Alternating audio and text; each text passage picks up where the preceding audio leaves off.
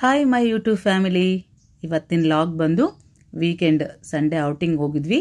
ಹೊರಗಡೆ ಸುತ್ತಾಡ್ಕೊಂಡು ಏನಾದರೂ ಹೊರಗಡೆ ತಿಂದ್ಕೊಂಡು ಬರೋಣ ಅಂತ.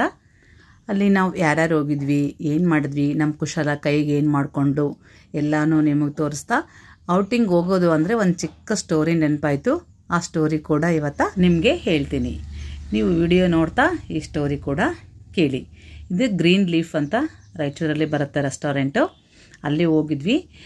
ಅದು ತುಂಬ ಚೆನ್ನಾಗೇ ಇದೆ. ಈಗ ಬರ್ತ್ಡೇ ಪಾರ್ಟೀಸ್ ಮಾಡ್ಕೋಬೋದು, ವೆಡ್ಡಿಂಗ್ ಆ್ಯನಿವರ್ಸರಿ ಎಲ್ಲ ಮಾಡ್ಕೊಳ್ಳೋದಕ್ಕೆ, ಫೋಟೋಶೂಟ್ ಮಾಡ್ಕೊಳ್ಳೋದಕ್ಕೆ ಕೂಡ ತುಂಬ ಚೆನ್ನಾಗಿದೆ. ಈಗ ಹೋಗ್ತಾ ನಿಮಗೆ ವಿಡಿಯೋ ತೋರಿಸ್ತಾ ಸ್ಟೋರಿ ಸ್ಟಾರ್ಟ್ ಮಾಡೋಣವಾ. ಒಂದು ಫ್ಯಾಮಿಲಿ ಇರುತ್ತೆ. ಫ್ಯಾಮಿಲಿ ಅಂದಮೇಲೆ ಗಂಡ ಹೆಂಡತಿ ಮಕ್ಕಳು ಎಲ್ಲರೂ ಇರ್ತಾರಲ್ಲ.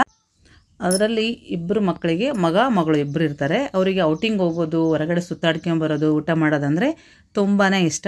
ಅದು ಅವ್ರ ಅಮ್ಮಗೆ ಅಷ್ಟು ಇಷ್ಟ ಆಗ್ತಿರಲಿಲ್ಲ. ಆದರೆ ಅವ್ರ ಅಮ್ಮನಿಗೆ ಪೂಜೆ ಮಾಡೋದು, ಮನೆಯಲ್ಲಿ ಗುಡಿಗಳಿಗೆ ಹೋಗಿ ಬರೋದು ಅದು ತುಂಬ ಇಷ್ಟ ಇರುತ್ತೆ. ಬಟ್ ಮಕ್ಕಳಿಗೆ ಅದು ಅಷ್ಟು ಇಷ್ಟ ಇರಲ್ಲ.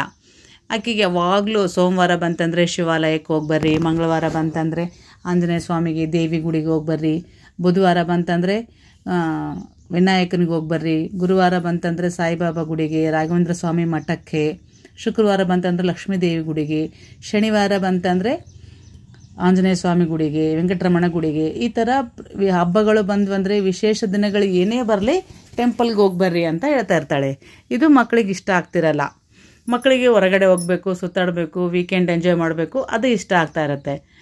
ಇನ್ನು ಇದೇ ರೀತಿ ಕೆಲವು ದಿನ ನಡೀತಾ ಹೋಗುತ್ತೆ. ಒಂದಿನ ಅವರಮ್ಮ ಏನೋ ಹಬ್ಬ ಇರುತ್ತೆ, ಅವತ್ತು ಮನೆಯಲ್ಲೆಲ್ಲ ಪೂಜೆ ಮಾಡಿರ್ತಾಳೆ, ಗುಡಿಗೆ ಹೋಗಿ ಬರ್ರಿ ಅಂತ ಹೇಳ್ತಾಳೆ. ಅದು ಮಕ್ಕಳಿಗೆ ಇಷ್ಟ ಇರಲ್ಲ. ಹಾಗಾಗಿ ಅಮ್ಮ ನೀನು ಒಂದು ಸಲ ಮಠಕ್ಕೆ ಹೋಗಂತ ಕಳಿಸಿದ್ದೆಲ್ಲ, ಅಲ್ಲಿ ಮಠಕ್ಕೆ ಹೋದಾಗ ಪ್ರವಚನ ನಡೀತಾ ಇತ್ತು. ಆ ಪ್ರವಚನದಲ್ಲಿ ದೇವರು ಎಲ್ಲ ಕಡೆ ಇದ್ದಾನೆ ಅಂತ ಹೇಳಿದರು. ಹಾಗಿದ್ದ ಮೇಲೆ ನೀನು ದಿನ ಯಾವಾಗಲೂ ನಮಗೆ ಗುಡಿಗೆ ಹೋಗುವಂಥ, ಟೆಂಪಲ್ಗೆ ಹೋಗುವಂಥ ಯಾಕೆ ಹೇಳ್ತಾ ಇದ್ದೀ ಅಂತ ಕೇಳ್ತಾರೆ. ಅವಾಗ ತಾಯಿಗೆ ಏನು ಹೇಳಬೇಕೋ ಗೊತ್ತಾಗಿಲ್ಲ. ಸರಿ ಮಗಳೇ ನಾನು ಈಗ ಬ್ಯುಸಿ ಇದ್ದೀನಿ, ನಿಮಗೆ ಇದ್ರ ಉತ್ತರ ಆಮೇಲೆ ಕೊಡ್ತೀನಿ ಅಂತ ಹೇಳ್ತಾಳೆ. ಸರಿ ನಮ್ಮ ಮಕ್ಕಳು ಬೇಕು ಬೇಡ ಟೆಂಪಲ್ಗೆ ಹೋಗಿ ಬರ್ತಾರೆ. ಹಬ್ಬ ಮುಗಿಯುತ್ತೆ.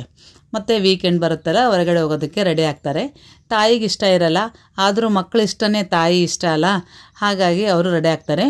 ಕಾರ್ ಹೊರಗಡೆ ತೆಗಿತಾರೆ, ಕಾರಲ್ಲಿ ಹೋಗ್ತಾರೆ. ಸ್ವಲ್ಪ ಹೋಗ್ಬೇಕಾಯ್ತಂದರೆ ಡ್ರೈವರ್ ಹೇಳ್ತಾನೆ, ಸರ್ ಮೇಡಮ್ ಇದು ಹವಾ ಕಡಿಮೆ ಆದಂಗೆ ಕಾಣಿಸ್ತಾ ಇದೆ ಟಯರಲ್ಲಿ, ನಾವು ಹೋಗ್ತಾ ಇರೋ ಹೋಟೆಲ್ ಈ ಕಡೆ ಇದೆ, ಬಸ್ ಇದು ಪಂಚರ್ ಹಾಕೋ ಶಾಪ್ ಈ ಕಡೆ ಇದೆ, ನಾವಲ್ಲಿ ಹೋಗಿ ಹವಾ ತುಂಬಿಸ್ಕೊಂಡು ಈ ಕಡೆ ಹೋಗೋಣ ಅಂತ ಡ್ರೈವರ್ ಹೇಳ್ತಾನೆ ಇವರಿಗೆ. ಆವಾಗ ಈಕೆ ಸರಿ ಅಂತೇಳಿ ಅವ್ರು ಹೇಳ್ತಾರೆ. ಅವಾಗ ಈಕೆ ಹೇಳ್ತಾಳೆ ಡ್ರೈವರಿಗೆ ನಿಲ್ಲಿಸು ಅಂತ ಹೇಳ್ತಾ ಗಾಡಿ ಸ್ಟಾಪ್ ಮಾಡ್ತಾನೆ. ಯಾಕಮ್ಮ ಏನಾಯಿತು, ಯಾಕೆ ಮಮ್ಮಿ ಅಂತ ಮಕ್ಕಳು ಕೇಳ್ತಾರೆ. ಅವಾಗ ಇಲ್ಲ ನಮಗೆ ಈಗ ಹಸುವಾಗ್ತಾ ಇದೆ, ಫಸ್ಟ್ ಹೋಟೆಲ್ಗೆ ಹೋಗೋಣ, ಅಲ್ಲೇನು ಹವಾ ಹೊಡ್ಸ್ಕೊಳ್ಳೋದು ಬೇಡ, ಆಮೇಲೆ ಹೊಡ್ಸ್ಕೊತೀರಿ ನೀವು ಅಂತ ಹೇಳ್ತಾ. ಅವಾಗ ಮಕ್ಕಳು ಹೇಳ್ತಾರೆ ಇಲ್ಲ ಮಮ್ಮಿ ಹವಾ ಕಡಿಮೆ ಇತ್ತಂದರೆ ಟಯರ್ ಹಾಳಾಗ್ತವ, ಡೇಂಜರ್, ಅದು ಹೋಗ್ಬಾರ್ದು, ಹಂಗೆ ಹವಾ ತೊಗೊಂಡೇ ಹೋಗೋಣ ಅಂತ ಹೇಳ್ತಾ. ಹಾಗಾದರೆ ನಿನಗೊಂದು ಪ್ರಶ್ನೆ ಕೇಳ್ತೀನಿ, ನಾನು ಉತ್ತರ ಹೇಳ್ತೀಯಾ ಅಂದರೆ ಸರಿ ಕೇಳಿ ಮಮ್ಮಿ ಅಂತ ಹೇಳ್ತಾ ಮಗಳು. ನಮ್ಮ ಸುತ್ತ ಗಾಳಿ ಇದೆನಾ ಅಂತ. ಅಫ್ಕೋರ್ಸ್ ಮಮ್ಮಿ ಗಾಳಿ ಇದೆ, ಅದಿಲ್ಲಾಂದ್ರೆ ನಾವು ಹೆಂಗಿರ್ತೀವಿ ಅಂತಾಳೆ.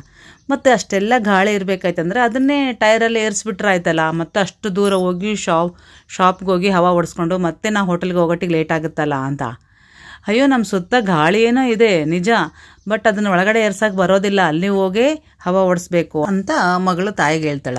ಅವಾಗ ತಾಯಿ ಹೇಳ್ತಾಳ, ನೀವು ಅವತ್ತು ಒಂದು ಪ್ರಶ್ನೆ ಕೇಳಿದ್ರಲ್ಲ ಅದಕ್ಕೆ ಉತ್ತರ ಇದೆ ನೋಡಿ ಅಂತ. ಅದೇನು ಮಮ್ಮಿ ಹೇಗೆ ಅಂತ.